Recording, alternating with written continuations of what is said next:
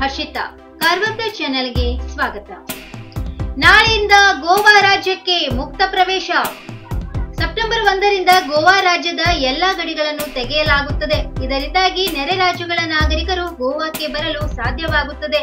ಹಾಗೆ ಹಲವಾರು ದಿನಗಳಿಂದ ಗೋವಾದಲ್ಲಿ ಸಿಲುಕಿಕೊಂಡಿರುವ ಅನೇಕ ವಿದೇಶಿಯರು ತವರಿಗೆ ಮರಳಲು ಸಾಧ್ಯವಾಗುತ್ತದೆ ಎಂದು ಮುಖ್ಯಮಂತ್ರಿ ಪ್ರಮೋದ್ ಸಾವಂತ್ ಹೇಳಿದ್ದಾರೆ.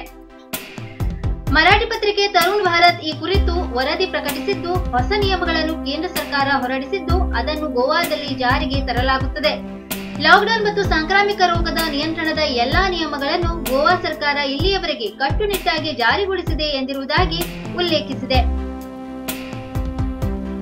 ಗೋವಾಕ್ಕೆ ಬಂದು ಹೋಗುವ ನೆರೆ ರಾಜ್ಯದ ಯಾರನ್ನು ನಾವು ತಡೆದಿಲ್ಲ. ಆದರೆ ಕರೋನಾದ ಭಯ ಮತ್ತು ಕೇಂದ್ರ ಸರ್ಕಾರ ಮಾರ್ಗಸೂಚಿಗಳನ್ನು ಹೇರಿದ್ದ ಕಾರಣ ಗಡಿಗಳನ್ನು ಮುಚ್ಚಲಾಗಿತ್ತು. ಈಗ ಕೇಂದ್ರ ಸರ್ಕಾರವು ನಿಷೇಧವನ್ನು ತೆಗೆದುಹಾಕಿದ್ದು, ಕಳೆದ ಕೆಲವು ದಿನಗಳಿಂದ ಗೋವಾದಲ್ಲಿ ಸಿಲುಕಿಕೊಂಡವರು ತಮ್ಮ ತವರಿಗೆ ಮರಳಲು ಕೆಲಸಕ್ಕಾಗಿ ಗೋವಾಕ್ಕೆ ಬಂದವರಿಗೆ ಮರಳಲು ಸಾಧ್ಯವಾಗಲಿದೆ ಎಂದು ತಿಳಿಸಿದ್ದಾರೆ.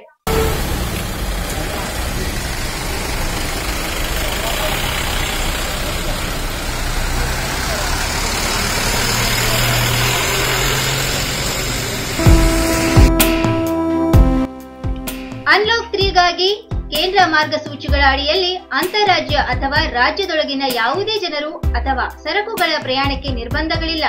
ಕೂಡಲೇ ಈ ನಿರ್ಬಂಧ ಸಡಿಲಗೊಳಿಸಿ ವ್ಯಕ್ತಿಗಳು ಅಥವಾ ಸರಕುಗಳ ಚಲನೆಗೆ ಪ್ರತ್ಯೇಕ ಅನುಮತಿ ಅಥವಾ ಇ ಪರ್ಮಿಟ್ ಅಗತ್ಯವಿಲ್ಲ ಎಂದು ಹೇಳಿದ್ದ ಕೇಂದ್ರ ಗೃಹ ಸಚಿವಾಲಯ ಅಂತಾರಾಜ್ಯ ಪ್ರಯಾಣ ನಿರ್ಬಂಧ ಕುರಿತಂತೆ ಗೋವಾ ರಾಜ್ಯ ಸರ್ಕಾರದ ವಿರುದ್ಧ ಪರೋಕ್ಷ ಅಸಮಾಧಾನ ವ್ಯಕ್ತಪಡಿಸಿತ್ತು. ಅದಲ್ಲದೆ ಶನಿವಾರ ಅನ್ಲಾಕ್ 4 ಮಾರ್ಗಸೂಚಿಗಳನ್ನು ಹೊರಡಿಸದು. ಅದರಂತೆ ವ್ಯಕ್ತಿಗಳು ಮತ್ತು ಸರಕುಗಳ ಅಂತಾರಾಜ್ಯ ಪ್ರಯಾಣಕ್ಕೆ ಯಾವುದೇ ನಿರ್ಬಂಧವಿರುವುದಿಲ್ಲ. ಇಂತಹ ಪ್ರಯಾಣಗಳಿಗೆ ಪ್ರತ್ಯೇಕ ಅನುಮತಿ, ಅನುಮೋದನೆ, ಇ ಪರ್ಮಿಟ್ ಅಗತ್ಯವಿಲ್ಲ ಎಂದು ಮತ್ತೊಮ್ಮೆ ಸ್ಪಷ್ಟಪಡಿಸಿತ್ತು. ಕೋವಿಡ್ ನೆಗೆಟಿವ್ ವರದಿ ಇದ್ದರೆ ಮಾತ್ರ ರಾಜ್ಯ ಪ್ರವೇಶಿಸಬೇಕೆಂಬ ಗೋವಾದ ಮಾರ್ಗಸೂಚಿ ವಿರೋಧಿಸಿ ಗಡಿ ಮಾಜಾಳಿಯಲ್ಲಿ ವಿವಿಧ ಸಂಘಟನೆಗಳಿಂದ ಇತ್ತೀಚೆಗೆ ಪ್ರತಿಭಟನೆ ನಡೆದಿತ್ತು.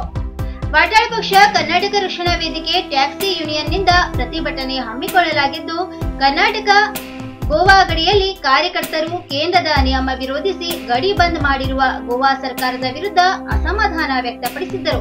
ಸೆಪ್ಟೆಂಬರ್ 1ರಿಂದ ಗಡಿಯನ್ನು ಮುಕ್ತವಾಗಿ ತೆರೆಯದಿದ್ದಲ್ಲಿ ಉಗ್ರ ಹೋರಾಟ ನಡೆಸಲಾಗುತ್ತದೆ ಎಂದು ಎಚ್ಚರಿಕೆಯನ್ನು ನೀಡಿದ್ದರು.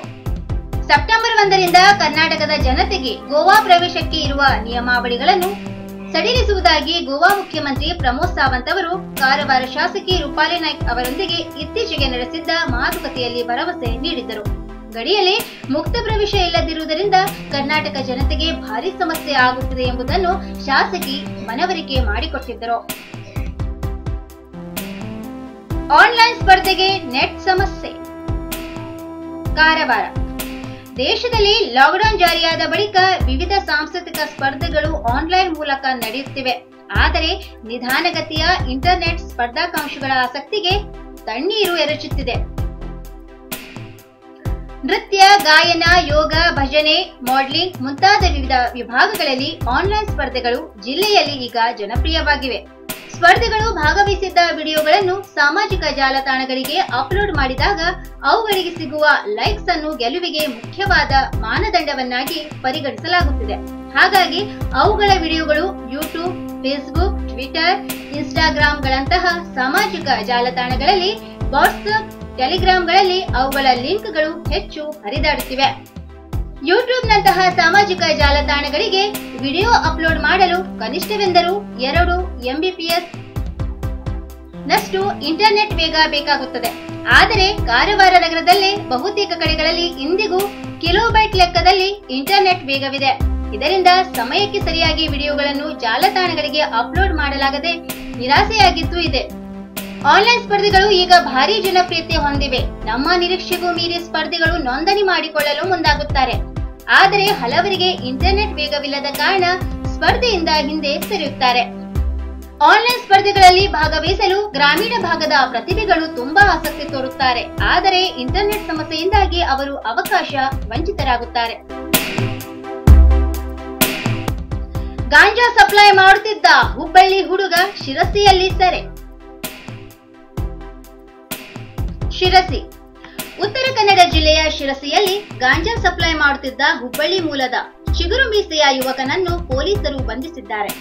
ಹುಬ್ಬಳ್ಳಿ ಮೂಲದ ಸುನಿಲ್ ಬಂಧಿತ ಆರೋಪಿಯಾಗಿದ್ದಾನೆ.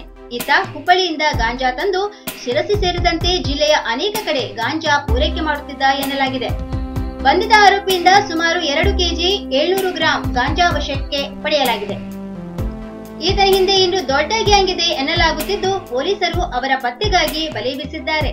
ಈ ಪ್ರಕರಣದ ಕುರಿತು ಶಿರಸಿ ಗ್ರಾಮೀಣ ಪೊಲೀಸ್ ಠಾಣೆಯಲ್ಲಿ ಪ್ರಕರಣ ದಾಖಲಾಗಿದೆ.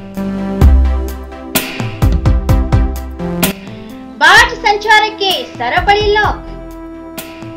ಕುಮಟಾ ತಾಲೂಕಿನ ಅಘನಾಶಿನಿಯಲ್ಲಿ ತಾರಿದಕ್ಕೆಯಿಂದ ತದಡಿ ನಡುವೆ ಜನರನ್ನು ಹಾಗೂ ದ್ವಿಚಕ್ರ ವಾಹನಗಳನ್ನು ಸಾಗಿಸುತ್ತಿದ್ದ ಬಾರ್ಜ್ ಹಾಳಾಗಿದ್ದು, ನಿತ್ಯ ಇಲ್ಲಿ ಬಾರ್ಜ್ ಉಪಯೋಗಿಸುತ್ತಿದ್ದ ಸಾರ್ವಜನಿಕರಿಗೆ ಸಮಸ್ಯೆಯಾಗಿದೆ.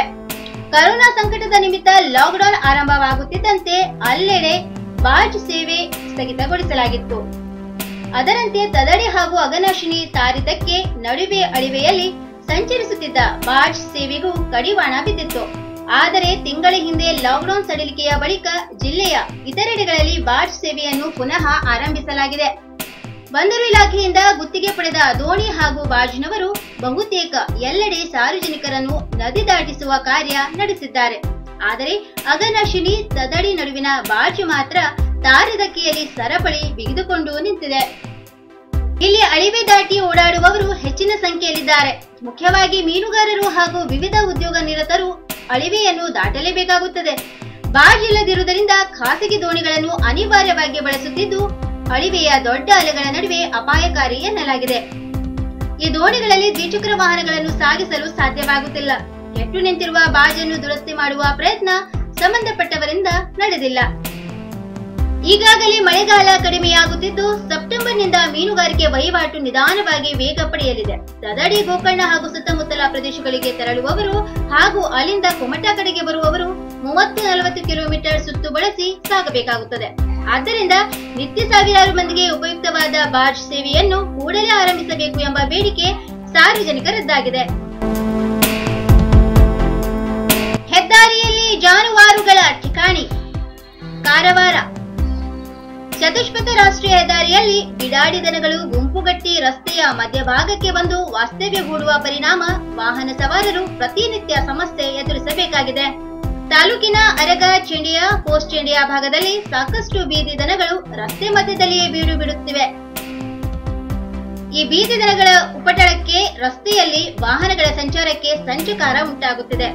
ಸಂಜೆ ಆಗುತ್ತಿದ್ದಂತೆ ರಸ್ತೆ ತುಂಬಾ ಬಂದು ನಿಂತು ಬೀಡುವ ಈ ಬಿಡಾಡಿ ದನಗಳು ದಿನವಿಡೀ ಬೀದಿ ಬೀದಿ ಸುತ್ತಾಡಿ ಹೊಟ್ಟೆ ತುಂಬಾ ಮೇಯ್ದು ಸಂಜೆ ರಸ್ತೆ ಮಧ್ಯದಲ್ಲಿಯೇ ಹಾಯಾಗಿ ಮಲಗಿಬಿಡುತ್ತವೆ. ರಸ್ತೆ ಮಧ್ಯದಲ್ಲಿ ಮಲಗುವ ದನಗಳು ವಾಹನ ಬಂದರೂ ಪಕ್ಕಕ್ಕೆ ಸರಿಯಲ್ಲ. ವಾಹನದಲ್ಲಿದ್ದವರು ಕೆಳಗಿಳಿದು ಅವುಗಳನ್ನು ಓಡಿಸಬೇಕು. ಇಲ್ಲವಾದರೆ ಅವು ರಸ್ತೆಯಿಂದ ಆಚೆ ಹೋಗುವವರೆಗೂ ಕಾಯಬೇಕು. ಈ ಬೀದಿ ದನಗಳ ಮಾಲೀಕರು ಯಾರು ಎಂಬುದು ಯಾರಿಗೂ ಗೊತ್ತಿಲ್ಲ. ಕೆಲ ಮಾಲೀಕರು ತಮ್ಮದೇ ದನಕರುಗಳು ಎಂದು ಗೊತ್ತಿದ್ದರೂ ಮನೆಗೆ ಕರೆದೊಯ್ದು ಕಟ್ಟುವ ಕೆಲಸ ಮಾಡುತ್ತಿಲ್ಲ. ಇತ್ತ ಇಲ್ಲಿನ ಗ್ರಾಮ ಪಂಚಾಯತ್ ಅಧಿಕಾರಿಗಳು ಅವುಗಳನ್ನು ಹಿಡಿದು ಗೋಶಾಲೆಗಳಿಗೆ ಕಳಿಸುವ ಕೆಲಸವನ್ನು ಮಾಡುತ್ತಿಲ್ಲ. ಈಗಲಾದರೂ ಸಂಬಂಧಪಟ್ಟವರು ಎಚ್ಚೆತ್ತುಕೊಂಡು ನಿತ್ಯ ಜನರಿಗೆ ತೊಂದರೆ ನೀಡುತ್ತಿರುವ ಬೀದಿ ದನಗಳ ಹಾವಳಿ ತಪ್ಪಿಸಬೇಕು ಎಂಬುದು ಸಾರ್ವಜನಿಕರ ಆಗ್ರಹವಾಗಿದೆ. ಇನ್ನು ಮತ್ತಷ್ಟು ಸುದ್ದಿಗಾಗಿ ಕಾರ್ವಾರ್ ಪ್ಲಸ್ ವೀಕ್ಷಿಸಿ.